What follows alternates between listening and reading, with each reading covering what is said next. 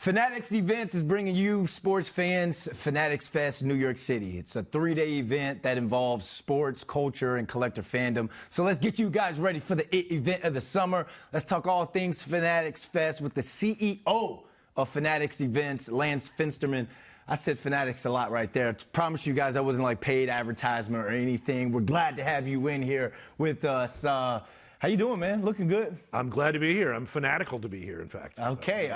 I'm going to continue to try and play on the fanatic word as much as I can, but I don't play Wordle, and I'm not a wordsmith like that. So if I mess up there, then, you know. Let's get into this thing because you signed on last year. You've launched Comic-Con before. So can you kind of break down what the process is like from going and creating the idea to actually getting it executed? Yeah, so the thing about like Comic-Con and the thing about what we're trying to build with Fanatics Fest is it's really about passionate fan bases, okay. Right? All right. And the great thing about passionate fan bases is all you gotta do is ask them what they want and what they don't want. And they typically tell you, and they tell you in a pretty loud voice, whether that's on social media or in person.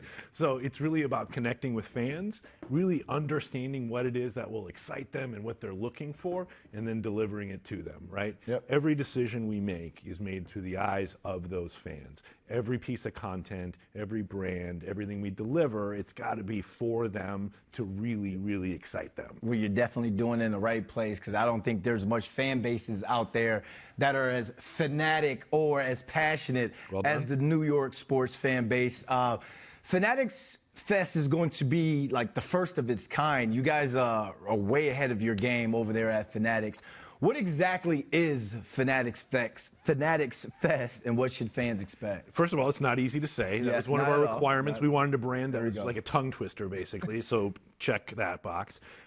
If you think about like industries or communities or cultures, there's usually a great gathering point for them, right? Yep. So if it's pop culture, it's Comic-Con.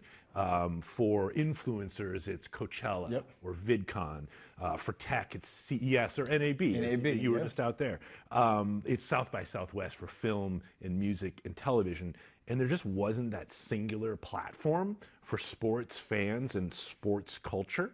And at Fanatics, we felt like we have a lot of great brands and great assets that could form the bedrock to really build something special, to bring the entire sports fan and culture community together and make that platform where, you know, announcements can be made by brands and athletes, and leagues are there to activate and talk about what they're going to do in their upcoming or current season, right? Panels and talks and screenings, huge kind of displays of art and memorabilia and collectibles and cards, and just bringing all of that experience together in one place at one time. That's the vision, right? And we just want to make an incredibly immersive place for sports fans, but not just like hardcore fans of sport, but people that are fans of the culture as well, whether that's collecting or memorabilia or fashion or art, or even the side hustle that a lot of these premier athletes have now, their own passions that they're pursuing. Bringing it all together so you've got fans of all different types. And that's what's really exciting if we can build that. Isn't it crazy how now sports, it's like an onion now. The sport is the actual onion. There's so many layers to peel back from, especially within the athletes. But like you said, the memorabilia, the trading cards, the fashion, everyone's into the art now, and it's all about kind of like being you. And that's the same thing. That's what fandom is: being you and being there for your team, who it is that you're rooting for. When we talk about some of the athletes that are going to be in attendance for the Q&As and the meet and greets, who are we talking about? Anyone more famous than me? I don't want to answer that. I don't want to, you know, we're having a special moment here. I want to continue to share that moment. Right out of the gates, we announced really 7 or 8 marquee athletes that we thought represented the aesthetic and what we were aspiring to be. So Tom Brady will be there. Derek Jeter will be there. Sabrina Ionescu will be there. Peyton Manning will be there. Eli Manning will be there. Hulk Hogan will be there. I'm forgetting one person. Kevin Durant will be there. But that's the beginning. We really wanted to kind of put this out of the gates with athletes that we felt really represented the the vibe that we wanted to build. But honestly, in the next 4 months, we're going to be announcing hundreds of more athletes and brands and pieces of content and programming that we'll be bringing to the Javits. So who are some of the brands and league activations that you all have kind of confirmed right now? Yep. So all the major leagues will be with us. So NFL, NBA, MLB, NHL, MLS, UFC, WWE, a few of the brands we've got that we know will be engaged. PSA, which you may not know, but it's really important to the collectibles hobby. They do a lot of the grading of memorabilia and cards and things like that. It's just going to be an amazing array of collectibles, but also apparel and tech and interactive experiences. I'm glad you're talking about the cards and the apparel, the memorabilia, because when I started with the Giants doing a lot of their fandom stuff, I started doing the fan caves. I knew nothing. Like, I'm sitting here like, why are these people holding on to a seat from Yankee Stadium? And then you realize the why. The grandfather smuggled it out back in the 40s or something, and it's been in their family for so long. So I guess it's the lead up to this question: why do card collecting and sports memorabilia trading continue to grow each year? Like, what do you think it makes? What is it behind someone spending like hundreds of thousands of millions of dollars on some sort of collectible or some sort of trading card? It's a piece of something they love, right? And so I'll give you an example. Fanatics has a facility in South Florida, and it's just literally filled with jerseys and sticks and balls that have all been signed and things like that. But then way in the back, they've got this room where they've got like dirt from the infield from the World Series the Yankees won, or I'm a Twins fan, and the dirt from the infield of Joe Mauer's last game. And it's like, it's magic, right? Melted ice from Stanley Cups that you can like buy a piece of it.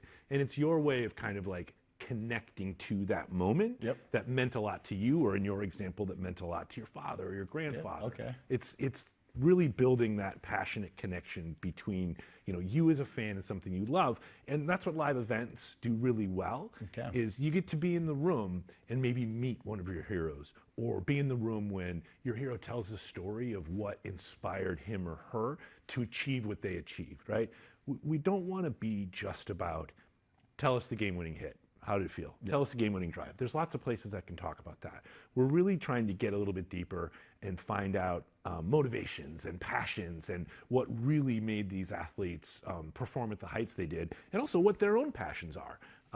Like a good example is Victor Wembanyama. He's a huge Star Wars fan, right? And Victor's not going to be there because he's got the Olympics, but we thought, like, how cool would it be to get Ewan McGregor, Obi-Wan, and Victor Wembanyama on stage together. And he could talk about his passion for Star Wars, right? And how that inspired him. Those are the sorts of examples of what we want to bring. That's a little bit of a mashup of culture and sports, pop culture and entertainment, and bring a new light to sort of everyone's fandom, whatever it may be. Kind of quick, random last question. When it comes to players, after a game, we jersey swap. What is that? Can you give us a comparison when it comes to like fans coming together and doing the collectors trading and swapping? Totally. Well, first of all, I'm going to ask every athlete that appears there for something free. Do you know what I mean? So that's just a given, because then I can have my own side hustle. Kidding aside, there's trading card night. And so you'll get fans that like all night, they're trading. Like they're looking for cards they want. They've got cards that other people want, and they're striking deals. And it's like the New York Stock Exchange for sports geeks. You know what I mean? And it sort of happens organically, but we'll create spaces where you can literally just hang out, like meet other collectors, meet other fans, see what their collection is, trade with them, buy, sell as well. But the hope is like that energy means a lot to people that collect cards. But what we'd love is people that come to the show because they love Kith or Fear of God or some amazing clothing line, and they see that energy. Like, what's that about?